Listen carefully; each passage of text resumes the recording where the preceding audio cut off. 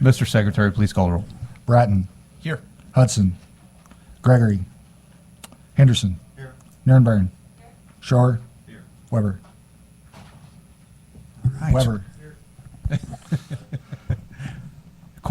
Being established, we're going to move into hearing House Committee Substitute for House Bill 607.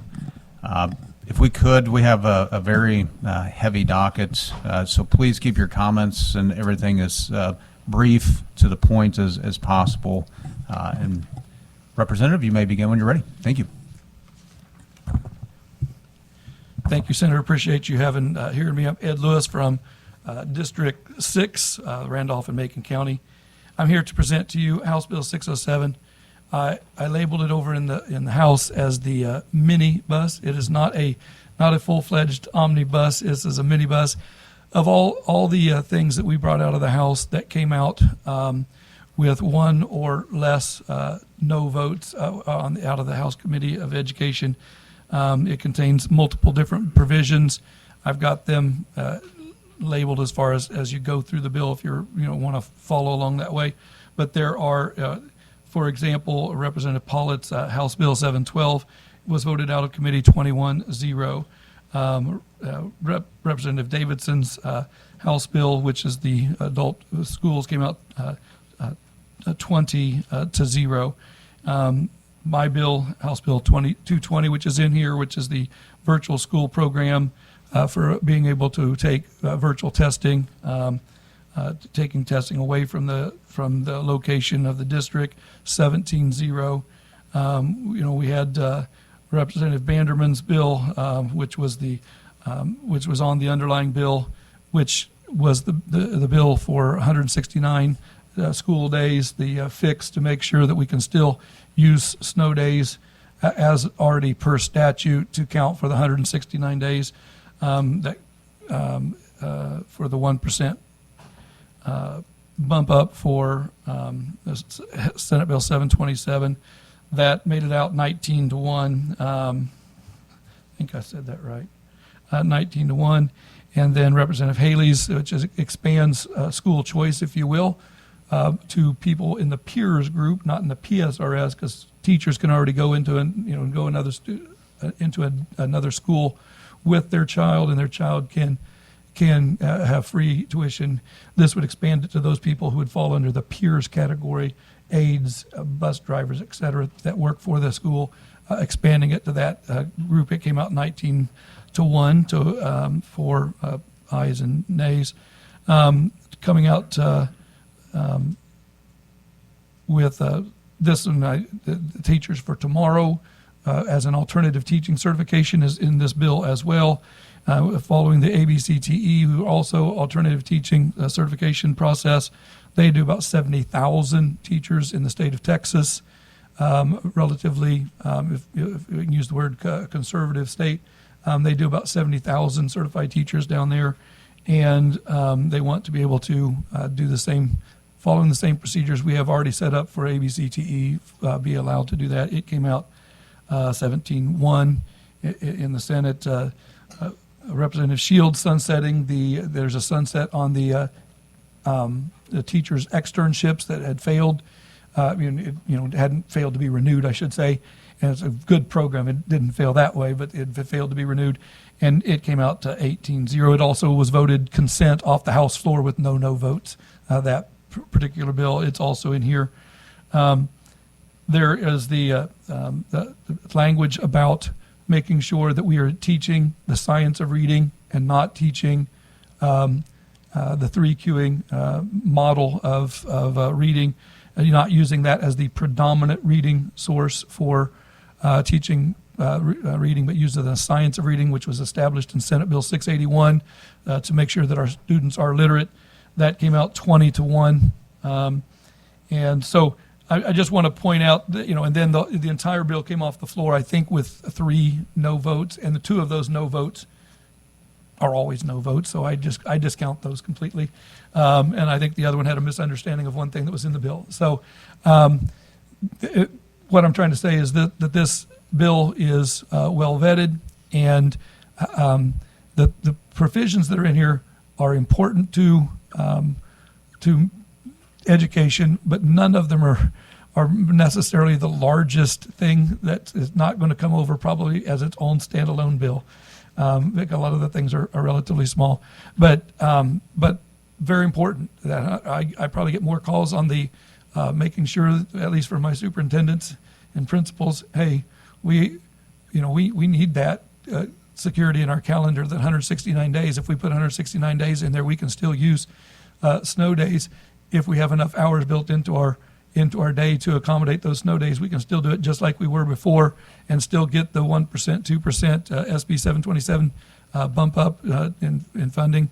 And I don't think that was the intention, was to not be able to use snow days.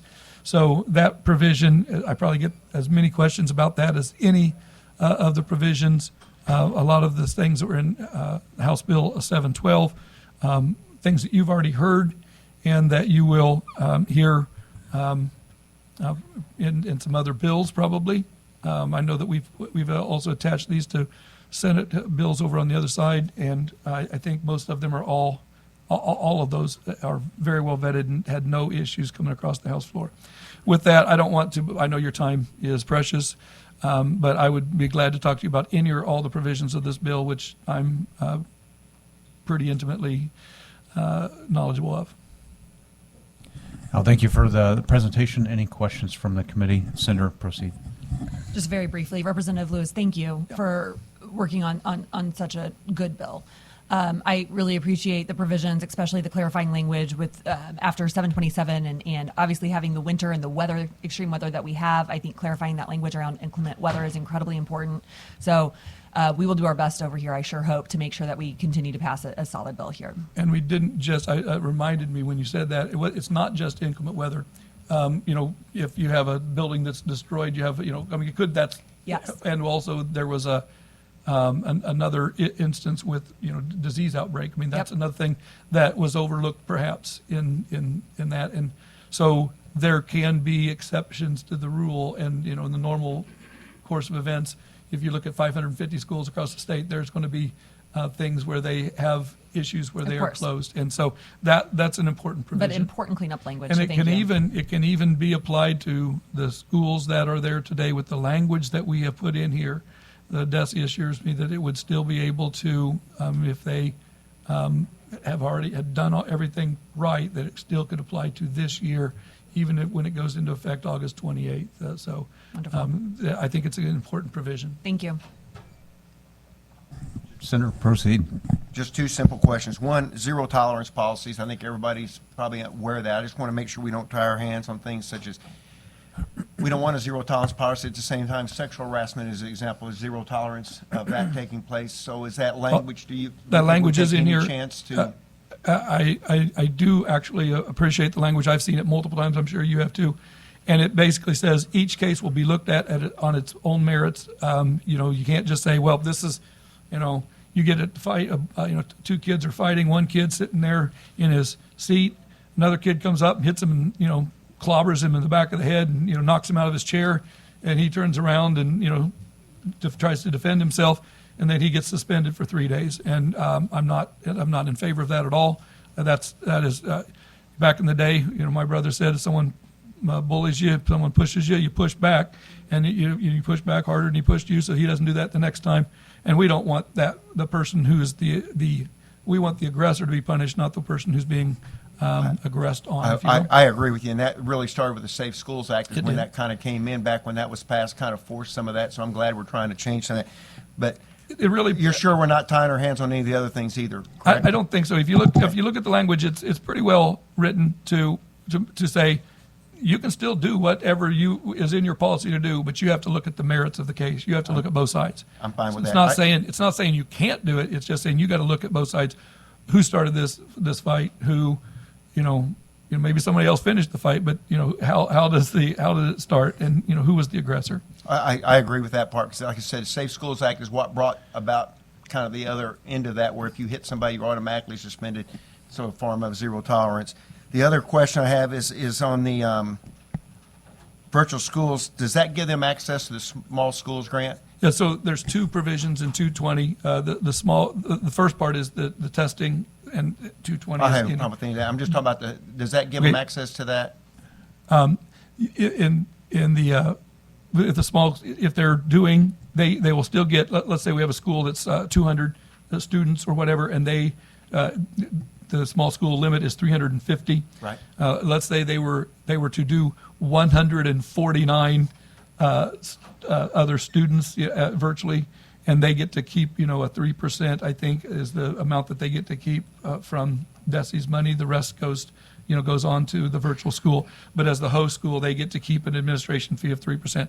If it pushes that school over the 350 mark, then they would lose their small school funding because they're no longer a small school, even though they only have 200 students. They're actually in their school building because they are serving as a virtual school, as a host for virtual school provider. We want to encourage the virtual school program, and these small schools using that as another mechanism to stay viable is a great thing. But some would say, well, that's a little bit of double dipping. Well, it is true that they're getting a 3% administrative fee from that, but I don't want to take them out of the small school program because they are participating in helping the virtual school program. That's the piece that's in there. Okay. I think it would apply to one school at this point. Okay. But there will be other schools that it could apply to in the future if they're at, say, 300 or 325 and they start doing virtual school, and then they grow to where they would have technically the pass-through money, it makes them exceed 350, then they would be dropping out of the small school grant. And I know that's a decent amount of money for the small school, but it is also what we want the program to do, I think. So. Thank you. Just to touch on the zero tolerance. Sure. So I think that was one of the worst policies that was ever adopted, to require someone to have to be a human punching bag in order not to get in trouble.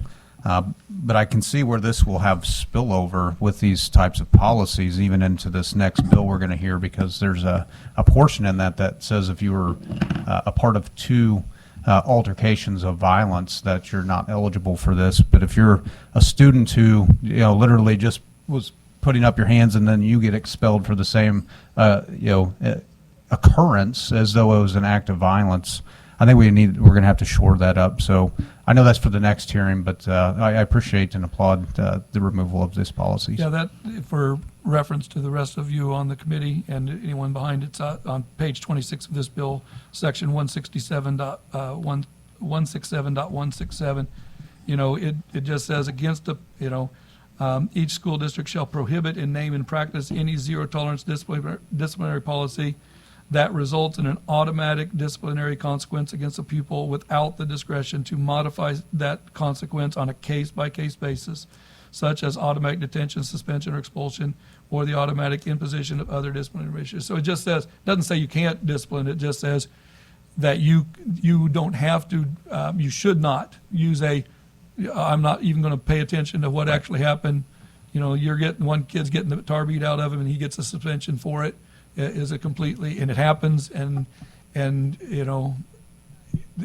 not an appropriate way of looking at it. I mean, heck, I remember when I was in school, I was getting bullied, stood up to a bully, and I had the principal take me to go get ice cream because I stood up for myself. Now we have these policies that treat them like they're criminals. I mean, it's unreal that's been a policy that's been adopted. So Yeah. I appreciate it. Any further questions? See none. Anyone to testify in support? Well, we stay up here at this one. Yeah, you can stay up In there. the Senate committees, we sit up here, and we don't do that in the House. Actually, in the House we used to as well, but that was removed.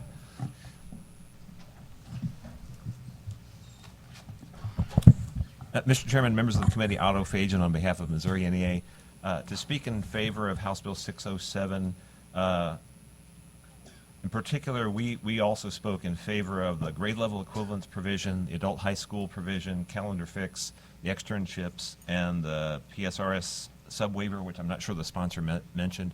We think some of those provisions, especially on the sub-waiver and the calendar, are really kind of must-dos for this session, so we encourage the committee to move forward on those.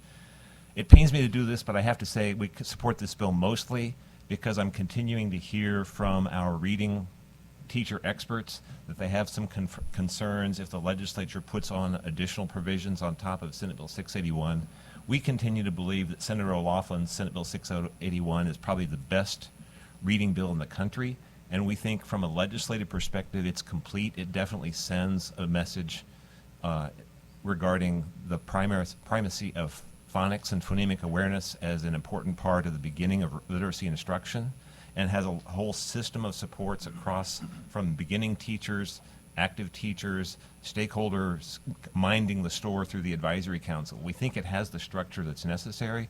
Our reading teachers are concerned that when you have 100 million kid hours of reading instruction, there are situations where there might need to be the use of some of these tools in occasional circumstances. We think the law is already sufficient to make sure that we're starting first from a phonics and phonemic awareness. If the committee needs to make a statement, and we're always happy for the legislature to make a statement in support of excellence in literacy instruction, we're available to help craft that in a way that doesn't give our teachers pause on those rare occurrences where they're going to need to use some of these tools for specific student needs. So with that, I'm happy to answer any questions.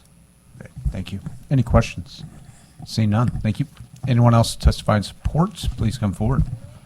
Please remember, if you're testifying for or against, to fill out a witness form for each bill. Thank you.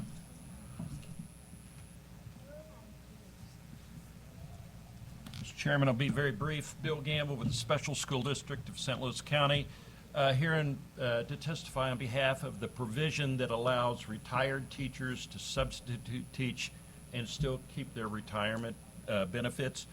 We utilize 51 of these individuals. That's how critical our teacher shortage is right now.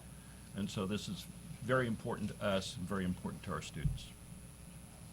All right, thank you. Do you have a question? Okay. Seeing none, thank you very much. Anyone else testify in support, please come forward. Mr. Chairman, David Winton here on behalf of MERS Goodwill and Goodwill of Kansas City. Want to go on record in support of House Bill 607, specifically the provisions around the adult high school and changing the age from 21 to 18. Thank the committee, thank the sponsor for your all's time. Okay. Any questions? Seeing none, thank you. Thank you. Anyone else? Please remember to fill out a witness form. Mr. Chairman, members of the committee, my name is Kaina Iman on behalf of Parents for Public School Options. We support House Bill 607.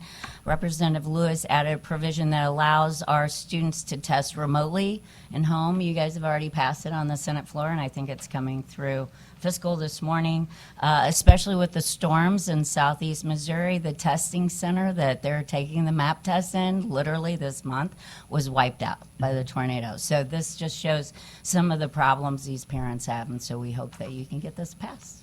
Take care of it. Thank you. Any questions? See none. Anyone else testify in support?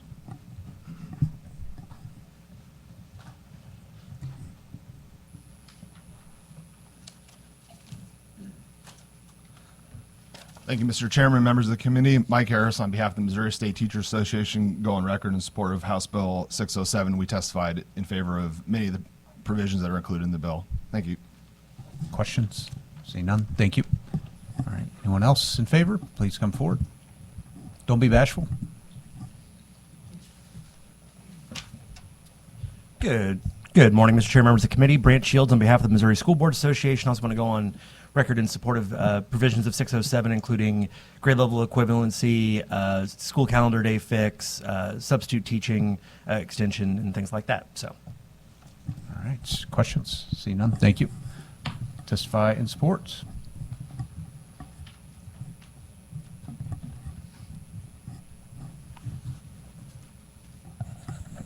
Mr. Chairman, members of the committee, I am Dr. Jerry Hobbs, testifying on behalf of STRIDE in support of this bill, and in particular the remote testing part of the bill. I think the representatives have done a great job answering the questions, and if I can answer any of the questions, I'd be happy to do so. All right. Any questions? See none. Thank you. Anyone else testify in support?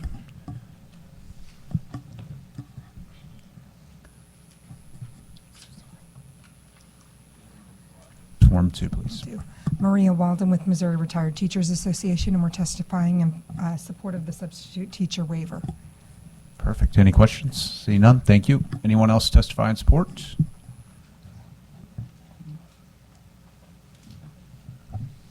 Thank you, Mr. Chairman. For the record, Steve Carroll, registered lobbyist here on behalf of the St. Louis Public Schools. I want to reiterate what Bill Gamble said about the retired teachers coming back.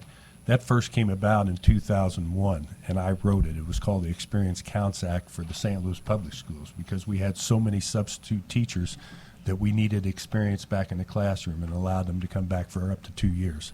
And then later on, the state picked it up, and it's worked very well, and we'd like to see it continue. Fantastic. Any questions? See none. Thank you very much. Anyone else testify in support? If you do plan on testifying in support, please be ready to come on down.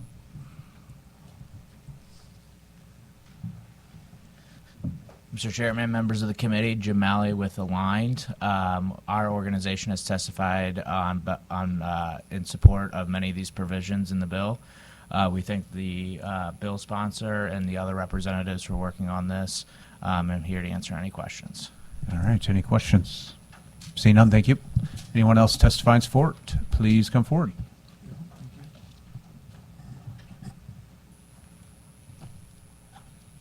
My name's Tyler Wilson. I'm not here on behalf of anybody, but I'd like to say I'm in support of the remote testing part of HB607 because I'm someone who received my high set doing the remote testing version, and I've been able to advance my life into getting my associates and now my bachelor's degree here in May after doing that. So thank you. Congratulations. Any questions? See none. Thank you for your testimony. Appreciate it. Anyone else testify in support?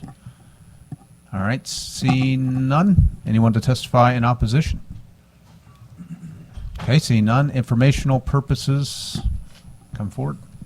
Please remember a witness form. Looks like you got one. Thank you, Mr. Chairman, members of the committee. Mike Lodewig on behalf of the Missouri Council of School Administrators. We love a number of the provisions in this bill that have been referenced by some of the other educational groups. I did want to come up and talk about. It seems like in the last really month in this building, we've started to really have a conversation about some of the discipline issues that we are seeing in schools. This is coming after COVID, and some of the things that I think that the legislature appears to be having a recognition of some of those challenges with Senator Henderson's cell phone bill, with the corresponding bill in the House, some of the conversations that we just had here regarding zero tolerance. As we move forward with this, I think that we've got some ideas, I think, of things that we can do to further take down barriers that help empower our principals to be able to police their schools and provide the sort of support that I think our teachers are desperate for right now to be able to manage classrooms. Too often, situation that we have, and I've been guilty of saying it, and I'm sure a number of you are, well, we got to do a better job of policing our classrooms. We got to, and we put it on teachers to provide more of this classroom management, and it just becomes one more thing that they have to do. If there are some ways that we can figure out to structure to empower principals to be that police officer, to do a little bit more of that work, I think it would go a long way to helping the day-to-day operations of our schools and what we're seeing right now in some of our classrooms. So with that, I'd be happy to answer any questions. Yeah. I think on that, one policy we had in the Marine Corps was, we would police our own, and I think a lot of times students, if you saw someone was relentlessly being bullied in a classroom, would have potentially stood up and protected one and been that first line of defense. Well, we've adopted these zero tolerance type policies where, hey man, I'm not going to get in trouble. I'm not getting expelled. So we've fostered an environment that's allowed a bully environment to flourish. So I think a lot of that has to do with that actual type of policy. And we've identified some just structural things within state statute that I think could be changed in order to help facilitate more of that. We actually, Representative Lewis just added some language with Representative Pollitt over on a Senate bill in the House of Senator Henderson's that we'd be happy to provide to the committee if you guys do move forward with this bill. So, Senator, proceed. Right. I don't disagree we need more discipline in the schools, but I don't know if we can legislate it, to be real honest, fully either. I don't think we can legislate. I think school boards have to back the principals. Now I sound like the guy that was there a long time ago, but I remember, and Stephen's laughing at me over there, but I remember years ago that when we would hire like a high school principal, we'd say the number one thing that's going to get you fired if you let the high school get out of control. Yep. Number one was usually academics. Number two was if you let it get out of control. And I think some of that at the local level, the boards are going to have to to say, we want kids to be safe at school, and we're going to back you to make sure And, that and by happens. no means would anything that we would propose try to put the legislature in the position to try to do that job themselves. I think it's more about breaking down barriers that allow the schools and the principals to be able to deal with it on a case-by-case basis, to be able to deal with this sort of thing. Any questions? Seeing none, thank you. Thank you. Anyone else testify for information?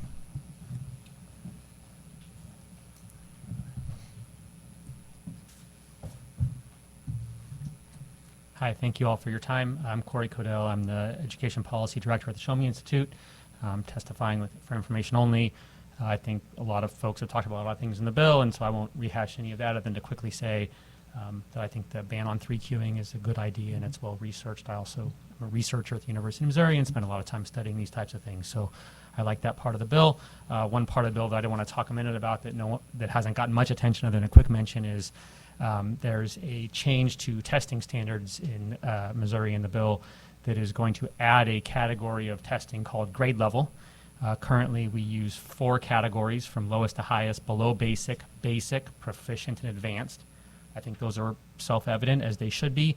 The grade level category is going to be below proficient, which I am concerned is not very reasonable, and that most people are not going to understand what that means.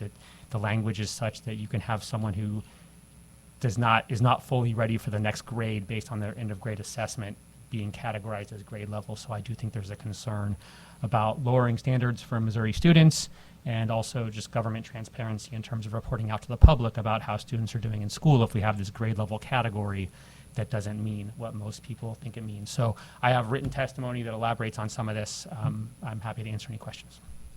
Yeah, if you submit that to us, we can get that out to the committee. So Okay, who should I hand it to? just up there, and we'll get it Okay. out to committee Okay. members. So Thank any you. questions? See none. Thank you very much. Anyone else for informational purposes? Okay, see none. Senator or Representative, closing remarks. Well, thank you for the promotion. Yeah. But, there are a lot of provisions in here that are really, as I think some that have testified, are must, things that we have to get across the finish line, because they take care of things. The working after retirement, substitute teaching bill, long-term subs, that's an obvious one. The 169-day fix for 727, I think it's something that has to get done. I mean, is some controversy, on the tiniest bit of controversy is the last person. He's testifying in favor of it, and others, say, well, that's the one that gets us heartburn. We want to make sure that our students are able to read, and the way to do that is to use the science of reading in 681, and this just reaffirms that. But I'll stand behind every piece that we put into this bill, because all of them have been well vetted in our committee, and our committees work very hard for these things. So I just want to appreciate your hearing that. Thank you for your time. Oh, thank you. That'll conclude the hearing on 607. We're going to move to 711. Representative, begin when you're ready.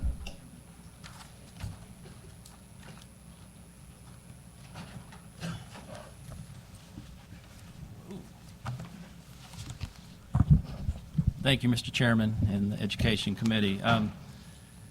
For the record, my name is Brad Pollitt. I represent District 52, which is Pettis County and mainly the city of Sedalia.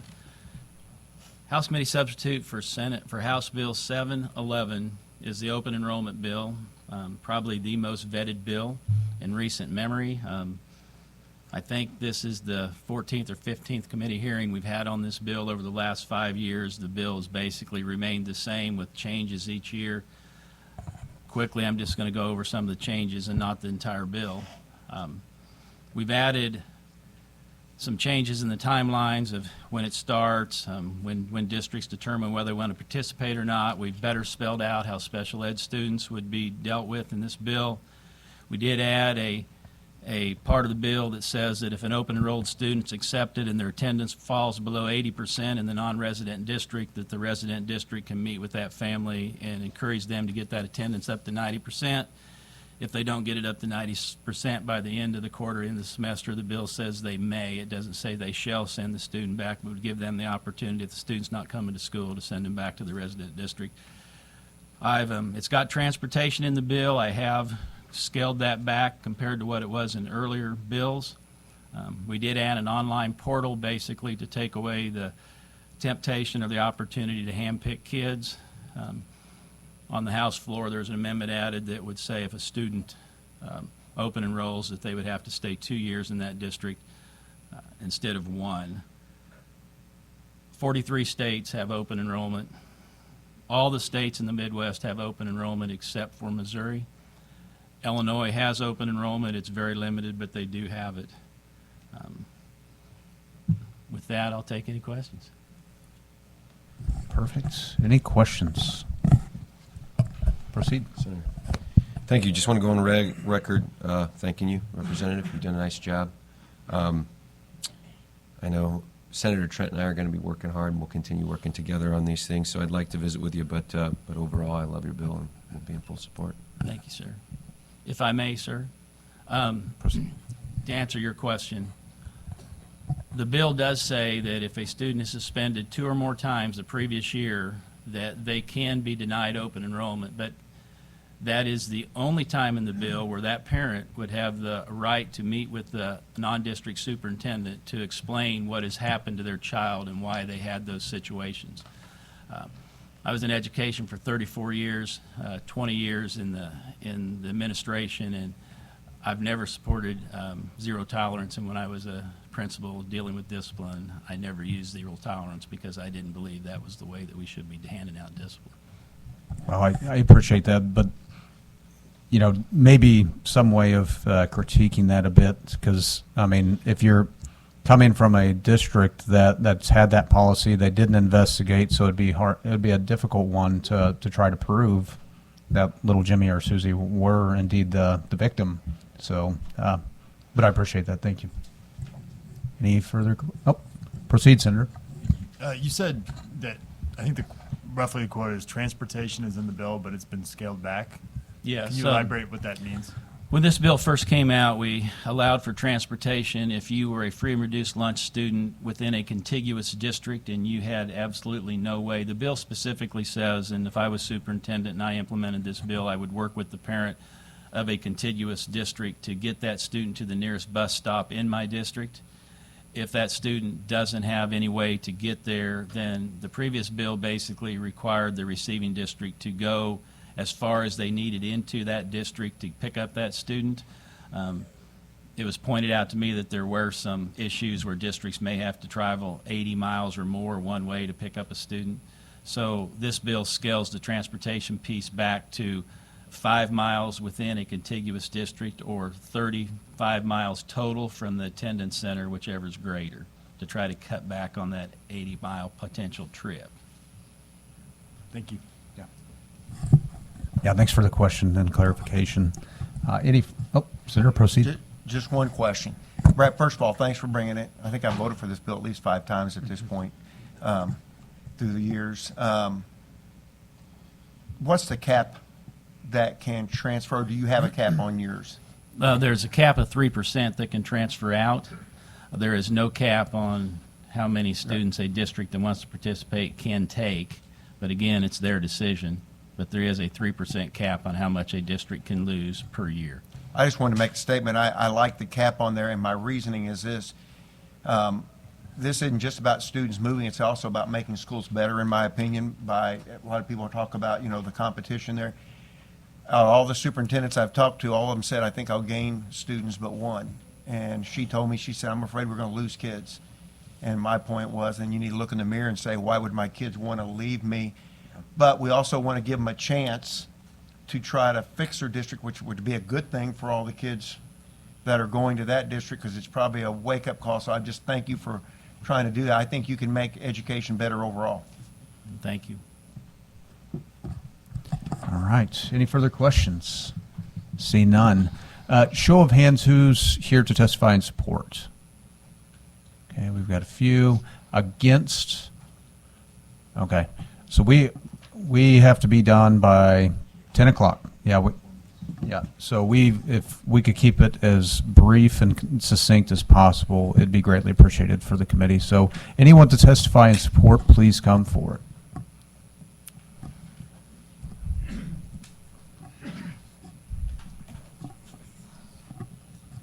Good morning to Mr. Chair and the committee members.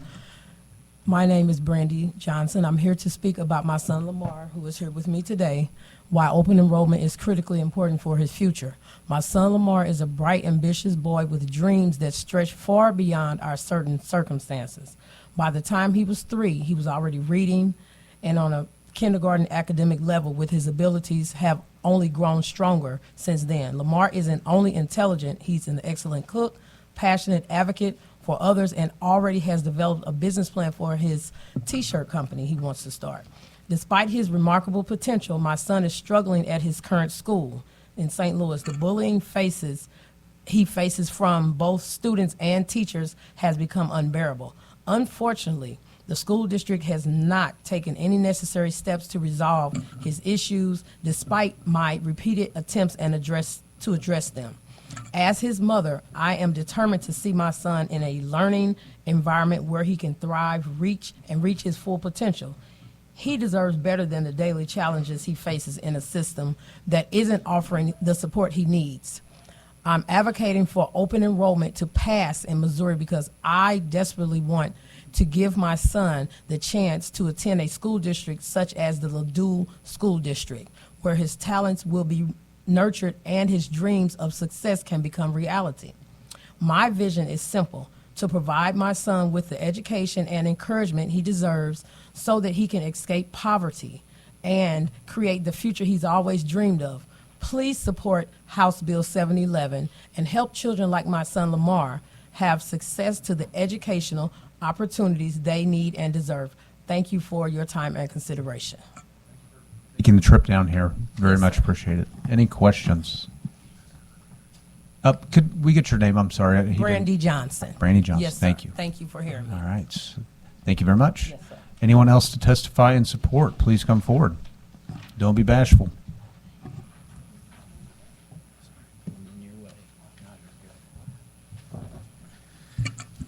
Chairman, members of the committee, I will be brief with my comments. I just want to thank the bill sponsor, Representative Pollitt, for a very polished bill. Aligned is very much in support of open enrollment in this bill, and we thank you for your time. I'm here to answer any questions. All right. Any questions? See none. Thank you. Anyone else to testify in support, please come forward.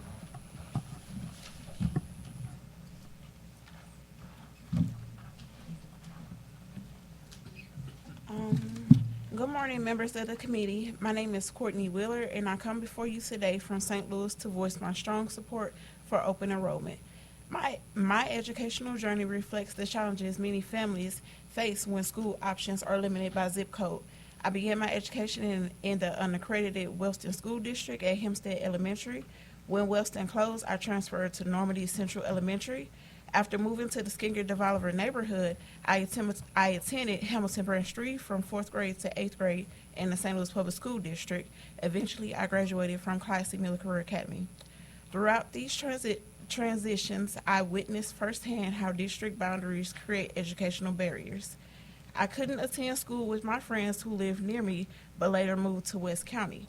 This separation of communities based on the district lines fails our children and creates educational inequity. Today, I speak not only as a former student, but as a mother. My daughter Kennedy attends Atlas Charter School, where she has flourished. When Kennedy was diagnosed with ADHD and epilepsy, Atlas went above and beyond to provide her with the support she needed, including a 504 plan and speech therapy. They are even welcoming my youngest child, Kylan, even though we are temporarily living outside of the district boundaries. I support open enrollment because families deserve the power to choose quality education without it being based on their neighborhood. No parents should be forced to keep their children in an underperforming school simply because of their address. And no child's potential should be limited by boundaries they had no role in choosing. I urge this committee to advance open enrollment legislation. Let's create a system where all families can access quality education that meets their children's needs and regardless of their zip code. Every child deserves the opportunity. Thank you for listening. Thank you very much. Any questions? See none. Thank you very much. Anyone else to testify in support, please come forward.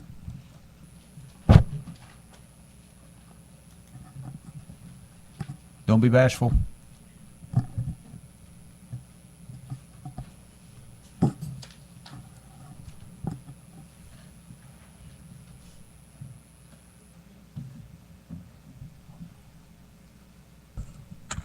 Mr. Chair, members of the committee, I am Dr. Jerry Hobbs, testifying on behalf of Stride in support of this bill. As Representative Pollitt has mentioned, this bill has been vetted for the last 5 years. I don't think I need to share any more about that other than the fact that this gives the parents an option to make the best educational choice for their children. And for us in the state, and looking at what's best for our kids too, I think that's an opportunity that we should be allowing for these parents, and giving them that choice, as we just heard parents already testify for, and that should be what education is about.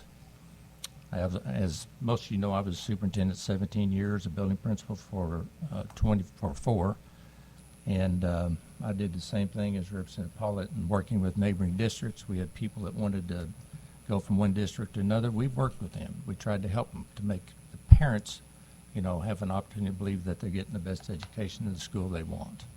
Be happy to answer any questions. All right, thank you. Any questions? See none. Thank you very much. Anyone else to testify in support, please come forward. Thank you for coming today.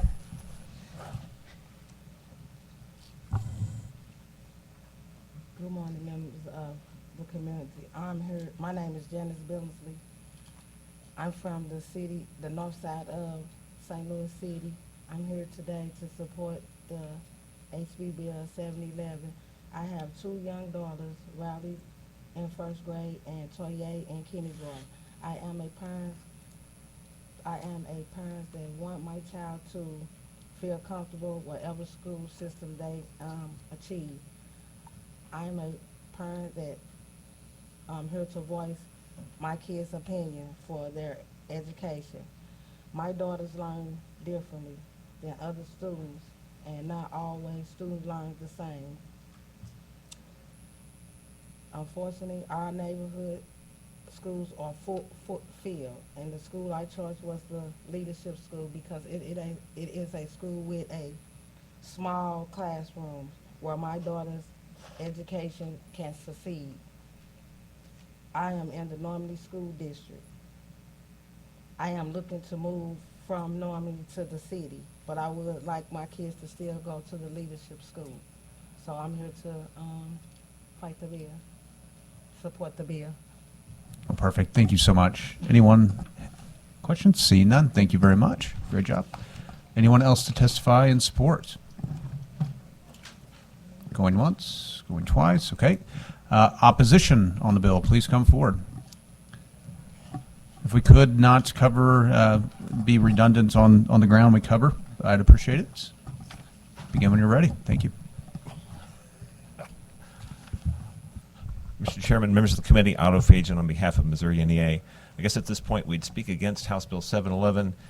Mostly I just want to caution the committee, Missouri. We've been working with the sponsor for 5 years. The challenge of Missouri and open enrollment is considerable because we're so locally funded. We would just caution the committee. Our resolution really points out our belief that open enrollment could harm public education students if you don't have the necessary safeguards and processes in place. One of the things that we think is really important, and that we do have some provisions in the bill as it stands, and that we really urge the committee to continue, is the support for low-income students to be able to participate. If you look around the country, the sponsor is correct that we have like 43 states that have open enrollment. Not all of those have worked out great, and we're cautioning the committee that you want to make sure you have those safeguards in place.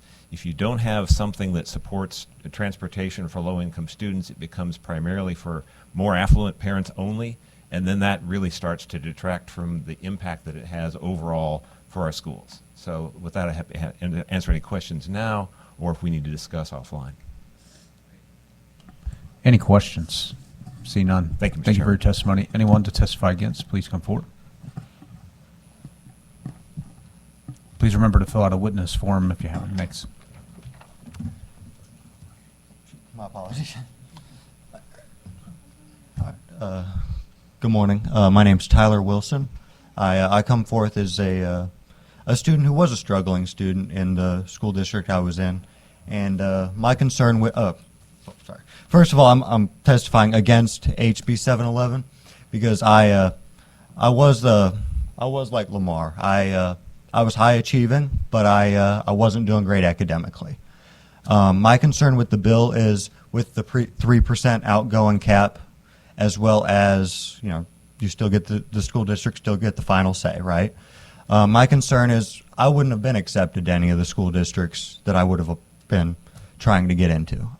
That's just my concern with the bill, and that's all I have for you. Perfect, thank you. Any questions? Seeing none, thank you. Anyone else testifying in opposition, please come forward.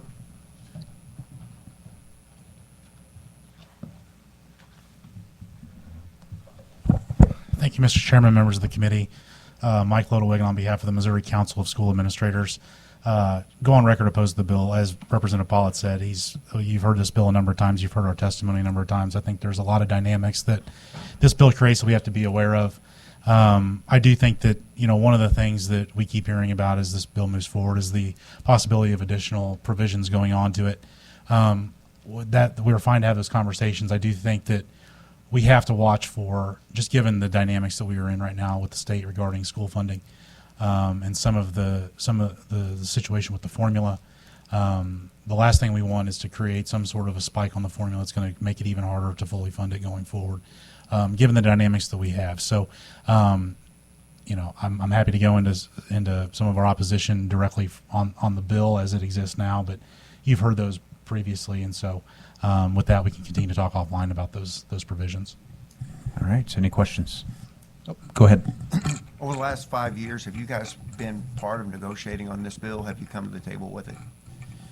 So, I mean, we've had a fairly emphatic, resolute opposition to the bill. I think the opposition is always going to be there, Senator. I think, you know, over the last few years, we've started to look at things in a little bit differently, just in regards to this legislation. I do think that one of the things that we have to be cognizant of, not just with this bill, but with every bill that we work on in education right now, is you all, as we just talked about earlier about the discipline issues. You all, the state depends on our local school districts, our local school boards, and particularly administrators to run education in the state. We're in a situation where we've had over 100 new superintendents enter the profession each of the last 4 years. We've had significant turnover across the board. And the last thing that we want to do is to pass a bill that results in chaos, given the dynamics that are playing out at the local level right now. And so I think, you know, we owe it to ourselves. We owe it to you. This conversation needs to acknowledge some of the realities that we are dealing with in education right now, and figure out ways to respond to them and structure a bill in a way that, if it is going to pass, that needs to reflect those challenges. And so, you know, I don't have specific things right now, Senator, but those conversations are going on just because it's the normal course of business of working in this building. So. Any further questions? Seeing none, thank you. Thank you. Anyone else testify against? Please come forward. We're down to 10 minutes, so if we could please.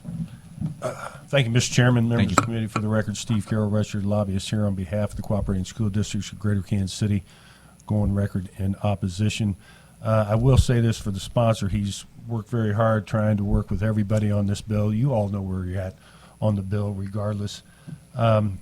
But in a way, his hands are tied. And I mean that from the standpoint, I think we're almost putting the cart before the horse because of the current funding situation, the way the foundation formula, the way the state aid comes down to school districts. And I've seen this back when I was in the legislature in 92, 93, when Judge Kinder ruled that the current formula at that time was unconstitutional. He said, we're concentrating more on not providing state aid to the students and their academic needs. We're more looking at the local property wealth instead. And he ruled it unconstitutional. And he said, our schools currently, he said, are from the golden to the god-awful. And I think we're currently seeing that somewhat now that we talk about our failing schools. Well, I think until we actually get the funding, the state aid, more equitable coming down to school districts, we're going to have a problem, because what I foresee if this bill passes, that you're going to have a child come from their home district, and that home district may not get a lot of state aid that will follow that student to the receiving district. And if that is the case in the receiving district, they put in a lot of local funds, you're going to have a taxpayer that's going to say, listen, I'm subsidizing this student that has no legal nexus whatsoever to this district. And he's going to have standing, and I believe that you'll have a lawsuit filed in an effort to try to make the foundation formula or our state funding more equitable. That's probably what's going to happen. And maybe that should happen. I'm not saying open enrollment maybe is bad in the future. I'm just saying the way that it's currently handed down, the funding now at state, I think is problematic. And that needs to be fixed, I think. So I'll be happy to answer any questions. So do you think that we need to revamp and relook at how our local collection's done then? Maybe we should, but certainly a lot of school districts are getting very, very little state funding. I mean, I understand that, the local wealth, but we're not really, as Judge Kinder said back in '93 in January, we're not looking at the academic needs of the students. Instead, it's all concentrated on what the local property value is. Yep. And that's not a good way, in my opinion, to fund public education instead of actually spending that money on the children that actually need it and where they may live. Sounds like you're in favor of vouchers. Thank you very much. Any I'm just messing around. I appreciate questions? that. Thank you. All right, thank you very much. Further testimony against?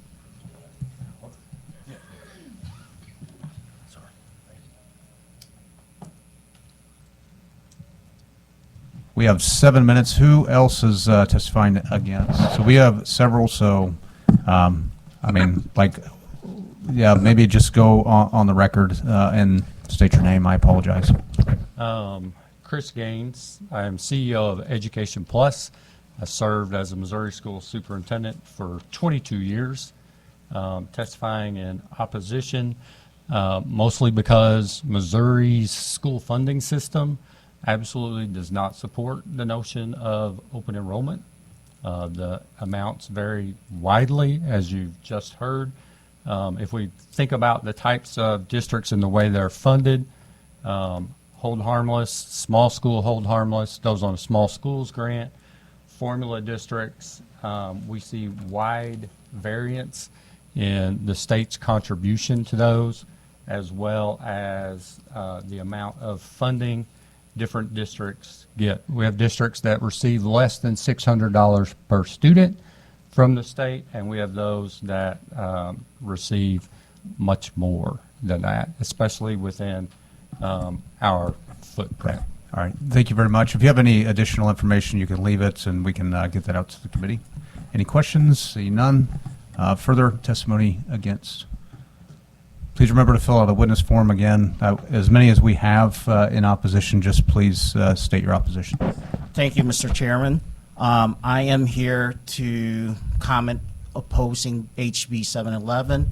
My name is Tony Moiko. I'm a social study teacher for 25 years and also football coach for 25 years.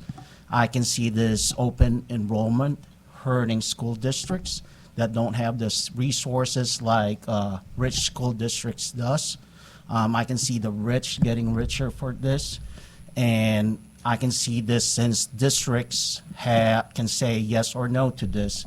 This is going to be a recruitment tool to get their best athletes or best students, and going to leave the district with less resources with absolutely in disadvantage. Thank you very much. much.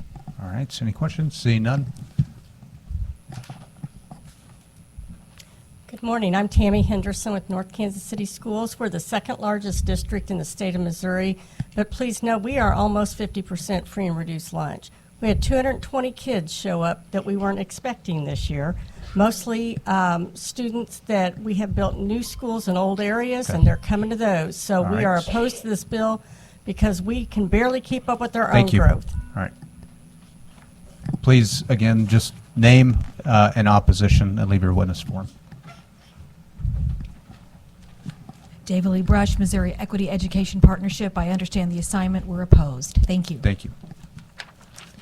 My My name is Bess Hales, almost 20 years teacher. I drove round trip 5 hours to be here to say I'm opposed. Thank you. Here is my speech. We'll get that to the committee. Appreciate it. Thank you, Mr. Chairman, members of the committee. Mike Harris on behalf of the Missouri State Teacher Association in opposition. All right, thank you. Brant Shields, Missouri School Boards Association, opposed. Thank you. Any further opposition? Okay, see none. Anyone for informational purposes only? Again, just please leave your testimony. Bill Gamble Special School District, St. Louis County. We've testified before about our problems. If this bill passes, we're concerned about an dramatic increase in enrollment. For 5 years, we've had a provision in here on page 18, lines 32 to 37, that helps us address that overcapacity issue as we move forward. I just testified we have a teacher shortage. Perfect. We're going to see students from St. Louis City, St. Louis County, wherever. All right, thank you. All right. St. Charles County. Perfect. All right, further informational purposes?